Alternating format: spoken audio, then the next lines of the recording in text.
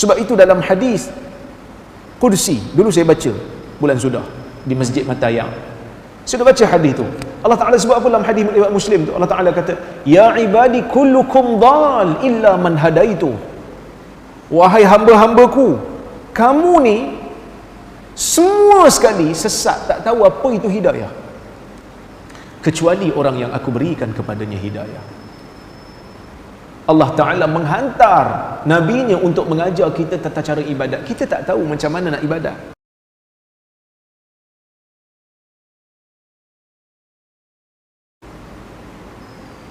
Ada seorang hamba Allah datang mari jumpa, dia kata kat saya, dia kata, ustaz, saya ni baru jadi pengurusi masjid, kita ubah ustaz, malam Jumaat baca surah Kahfi.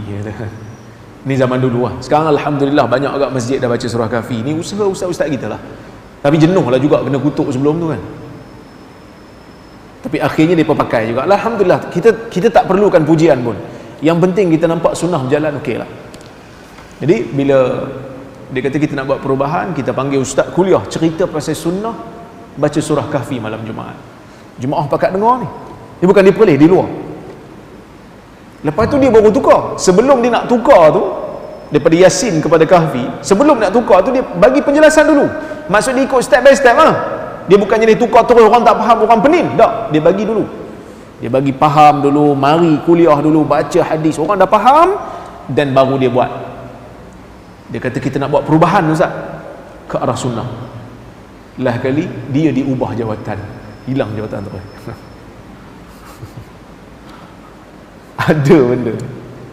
Maka sebab itu bila kita nak berada di atas sunnah, Al-Imam Al-Auza'i kata kita kena banyak sabar. Kerana orang yang tak suka kepada sunnah ni ramai.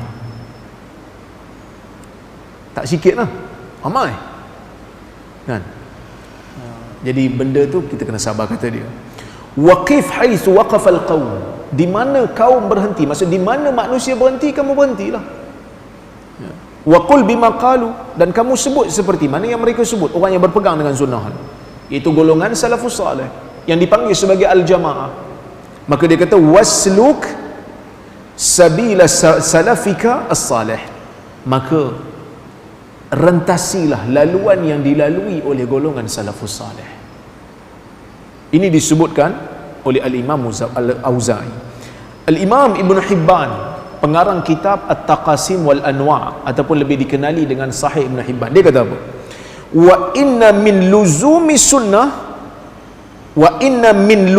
sunnah tamam as-salamah wa jima'al karamah man lazimaha asim wa man khalafaha nadim. Dia kata di antara perkara yang melazimi sunnah itu akan membawa kepada keselamatan yang sempurna dan kemuliaan yang penuh, dan sesiapa yang memaksa dirinya melazimi sunnah, dia akan terselamat, dan sesiapa yang menyalahi sunnah, dia akan nadim, dia akan apa? Dia akan kecewa, dia akan menyesal. Jadi tuan-tuan, kehidupan kita ni tak panjang. Hidup kita ni tak panjang, hidup kita sekejap. Ibadat kita pun terhad. Carilah sunnah. Lakukanlah benda sunnah. Sebab sunnah ni datang kat kita, kadang-kadang datang dalam keadaan kita tak perlu berusaha teruk pun. Setakat duduk kat masjid, dalam ikon lagi, dengar benda sunnah. Zaman dulu tuan-tuan, para ulama mengembara daripada satu kota ke satu kota semata-mata nak mendengar satu hadis Nabi. Seperti mana kata Sa'id bin Musayyib, inni la asiru masirata yaumin wa laylah li ajlil hadisil wahid. Aku ni sanggup berjalan perjalanan jauhnya sehari semalam hanya semata-mata kerana nak dengar satu hadis daripada Nabi SAW. Tu belum kira lagi kisah yang diceritakan oleh Ibn Abi Hatim, penuntut ilmu hadis, dia kata pada zaman tu, pada zaman dia nak dengar kuliah hadis, tak makan berhari-hari, minum air sebab duit tak ada. Abu Hatim Ar-Razi kan? Ada yang mengembara, air tak ada, sampai bila kencing darah. Tapi kita hari ni Allah Subhanahu wa ta'ala berikan kemudahan, dapat dengar benda-benda sunnah. Kadang-kadang sambil duduk minum kopi kat rumah ada live kan. Kita kuliah kat Perlis, dekat Johor boleh dengar. Kita kuliah kat Perlis, kat Sabah boleh dengar. Begitu mudahnya ilmu itu disampaikan pada masa ni, tinggal kita nak buat ya. Dan kenapa pentingnya sunnah ni? Sebab Allah Azza wa Jal tak ada hantar orang lain untuk ajar kita cara untuk beragama melainkan hanya Nabi Muhammad sallallahu alaihi wasallam.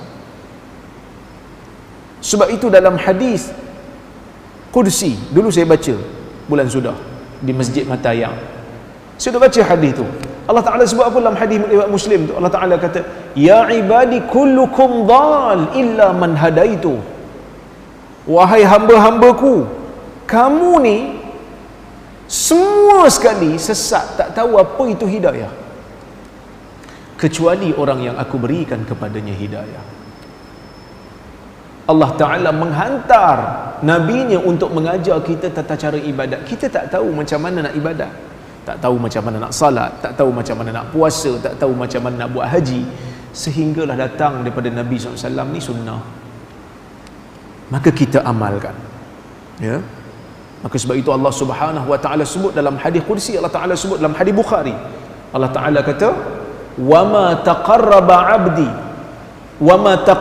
ilayya 'abdi bi syai'in ahabba ilayya mimma aftaratuhu alaihi. Tidak ada seorang hamba pun yang apabila dia menghampirkan dirinya kepadaku, yang aku lebih suka, melainkan dia lakukan apa yang aku fardukan ke atas dia. Wala yazalu 'abdi yataqarrabu ilayya bin nawafil hatta uhibbahu. Dan apabila dia buat benda-benda yang wajib ni, dia tambah pula dengan benda-benda yang sunat sehingga aku sayang kat dia. Maka mengamalkan sunnah. Macam mana kita nak tahu benda wajib dan sunat? Datang daripada hadis Nabi sallallahu alaihi wasallam. Datang daripada ajaran Nabi sallallahu alaihi wasallam. Baru kita tahu benda ni wajib, baru kita tahu benda ni sunat. Semuanya berpandukan kepada panduan Nabi Muhammad sallallahu alaihi wasallam. Tak mungkin seseorang itu dapat mengeluarkan hukum tanpa ada panduan daripada wahyu. Tak kiralah dalilnya tu Quran ke, sunnah ke, ijma' ke, qiyas ke, masalah mursalah ke, semua ada panduannya daripada Al-Quran dan sunnah. Kerana semua dalil-dalil ni tak menjadi dalil melainkan datang daripada Quran dan sunnah.